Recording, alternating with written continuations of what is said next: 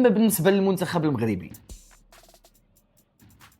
خطه 4-2-3-1 بالنسبه لي هي اللي كتبان منطقيه نظرا للاصابات اللي تراكموا منذ بدايه البطوله ونظرا للادفيرسير اللي غتواجهوا. في حراسه المرمى ياسين بونو، في خط الدفاع نايف اكرد، ماسينا، والاظهره نصير مزراوي، اشرف حكيمي. لحد الان نحن على وفاق. بالنسبه لوسط الميدان كنظن وعندي احساس انه غيبدا بالتيرغالين ونايل العناوي، جوج ديال لي ميليو تيران ديفونسيف. كما لاحظنا في هاد 4 ديال الماتشات اللي دازوا شفنا وليد الركراكي كان كيختار تغيير ديال تيرغالين، كان كيعطيه وقت اكثر باش يلعب وباش يدخل في المنافسه، باش ما يحتاجوا في بحال هاد الماتشات كنظن غيعول عليه في هاد المقابله. اما بالنسبه لوسط الميدان الهجومي فكنظن ان الخنوس كرقم 10، في الجناح الايمن دياز، وفي الجناح الايسر يا الزلزولي يا رحيمي. الا كان الزلزولي واجد راه الزلزولي اللي غيلعب، سينو رحيمي كنظن يقدر يقوم بهذا الدور. بالنسبه للمهاجم كلنا عارفين ان الكعبي دخل في الشامبيون مزيان، ماركي 3 ديال البيوت، كنظن هو الاساسي، هو اللي ربح المكانه ديالو الرسميه.